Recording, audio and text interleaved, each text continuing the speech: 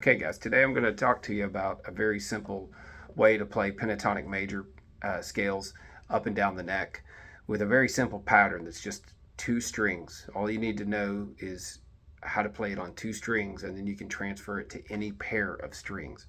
So the pattern basically goes like this. You're going to play what I call a 3-2 pattern, which means you're going to play 3 notes on one string, then 2 notes on the second string, like so. That's it. That's simply all you need to know. Just to understand it anyway. So you're playing the pentatonic major scale. What is the pentatonic major scale? It's the major scale minus the 4 and the 7 of the key. So let's talk about that. If we were playing the major scale on one string, we would have 1, 2, 3, then we'd have a half step to 4, whole step to 5, whole step to 6, whole step to 7, half step to 1. So do, re, mi, fa, sol, la, ti, do. But since we are excluding the 4 and the 7, we get these 2 jumps of 3 frets. Here we go. 1, 2, 3, then a jump to 5. So that's 3 frets, which is also known as a minor third. 5 to 6 is a whole, and then 6 is a jump of 3 frets back to the root, 1. Which is, again, another minor third jump if you speak in intervals. Okay, so the point is, not the point, but the thing that's helpful about that is when you see those minor third jumps, 1, 2, 3, 5, 1, 2, 3, that's when you're changing strings. Minor third here to 5. Here's 6, and then we're going to jump again a minor third, and we're back home to 1, like so. Cool. So that's the sort of the theoretical breakdown. 1, 2, 3, 5 as a minor third jump, 6, and then a minor third jump back to 1. Cool. Then you just do it all again. 1, 2, 3 on one string, minor third jump to 5, and then to 6 on the same string, and you're done. Now, if you want to keep going, you go another minor third, but the B string messes with us. It's not here. It's up a fret. So that's 1 again. That's our G. 2, 3, then a minor third jump, 5, 6. Man, that covers a lot of ground.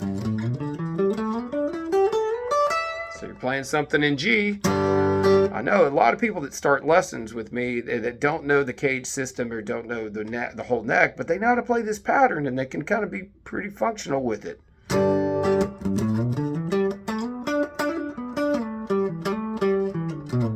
And so on.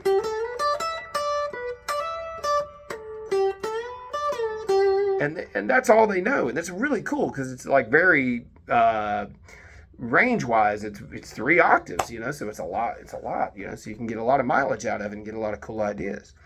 Okay, but if we stop and talk about the bridging those together, I call these the stairs, and I'll explain that in a minute. But when you bridge those together, your root note occurs on every other string. It occurs on the E string, then the octave is on the D string, and then again on the B string.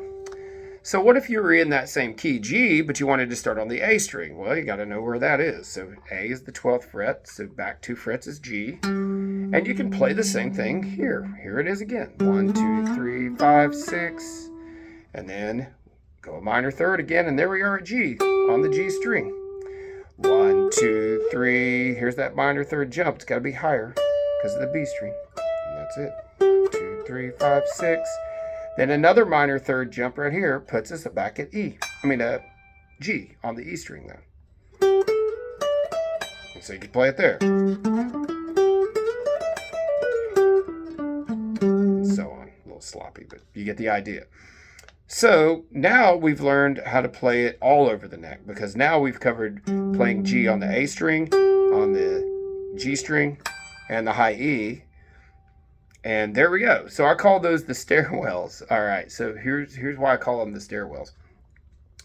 So for my students that know the caged system, that have learned how to play pentatonic scales out of the cage system, the cage system, in short, is a series of 5 different patterns that you learn by position on the guitar of the same concept, or of the same chord or the same scale. So you have what's called a C position, or a C position, an A position, a G position, an E position, and a D position.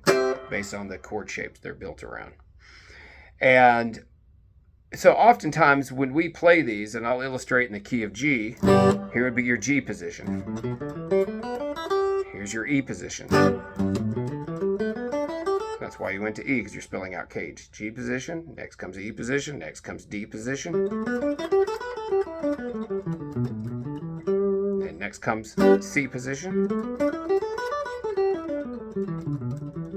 And then next comes A position. And then you come back home into G position. And so on. Cool. So many people know that system, so to speak. So with the analogy I make with my students a lot of the times is I look at the guitar this way, like the old Mel Bay books. And each one of those positions, let me back up, sorry. I look at the guitar neck, and I think the metaphor I like to use is that it's a 5-story building, and those are the 5 floors, your C floor, your A floor, your G floor, E floor, and so on. So those positions are like floors. And with my students, I teach them how to play all of those. But like myself, and so on, when I was a young musician and I was trying to get better at going up and down the neck and playing more fluidly and improvising and trying not to look like a fool in front of an audience, I would often find myself getting sort of like confused or just lost, or just I'd have to pause and concentrate on how to go to the next position. And there's a variety of ways you can practice fluidly going from the G position scale to the E position scale to the D position scale and so on. And the two ways I've found the best to do this is one is, which is more tedious but it's good, is to ride what I call the elevators, meaning play the G scale on every single string, just one string. 1, 2, 3, 5, 6, 1, and then find the G on the B string.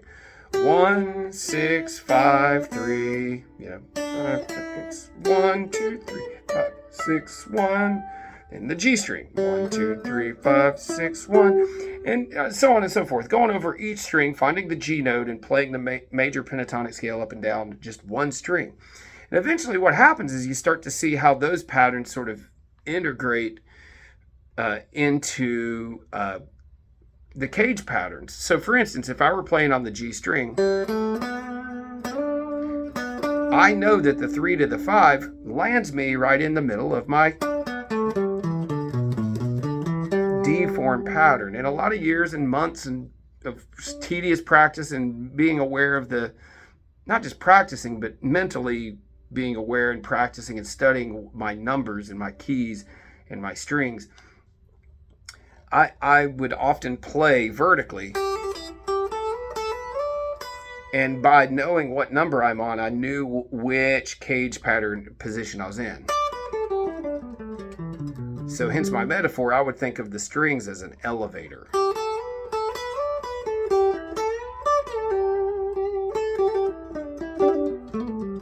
And I'd get off on the C floor, I'd ride it, get off on the D floor here. The D position is what I mean by floor, so on and so forth. Well, with today's lesson, with the new pattern of what I call the stairwell, it's kind of neat because playing on one string is just like, again, looking at it this way, is literally just going straight up and down. And then when you play across the guitar, you're in a position like so. Like by D form, I'm hammering here. But the new thing is like taking the stairs, because you're kind of going diagonally up. So you're kind of going horizontally, but you're also going vertically too. So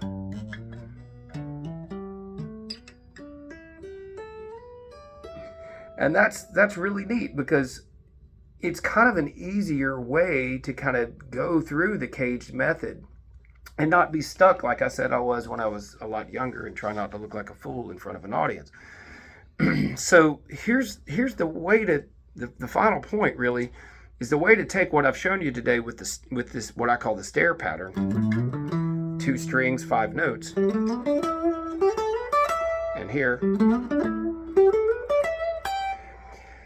it's so simple. If you're familiar with the cage system and you learn this little 5-note pattern and can connect them like I've taught you today,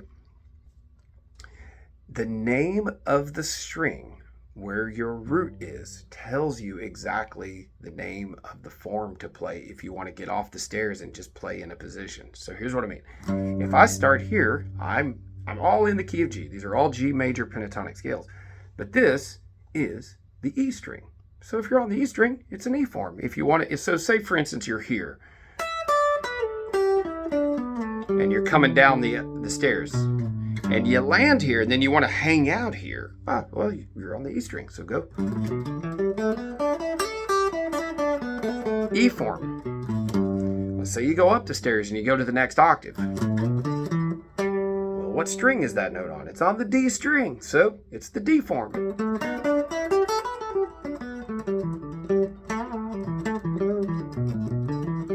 So you go up the stairs a little further. Now here's the only caveat here. This is the B string. Well, there's no B in caged.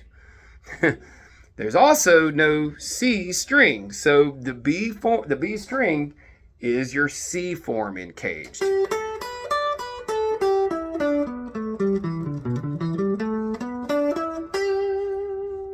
Makes sense? So the B string is the C form. So if you're playing on the stairs and you end up here, that's going to tell you that and you want to hang out here, that's going to tell you that you're in the C position. All right, good. Now let's say we're here on the A string. Well, if we're on the A string, that could be C form, true, but it's also the A form because you're on the A string. So how that helps you is if you're on this flight of stairs where you're riding it from the A string,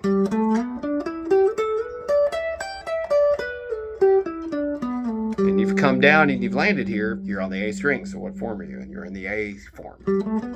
If you want to hang out right there and play some lines. Okay, cool. Now as I continue up, the root now is on the G string. So if you're on the G string, it's the G form. So it's so cool because basically other than the B string, which is the C form, whatever string your root note is on is telling you literally which form to play. G string is G form.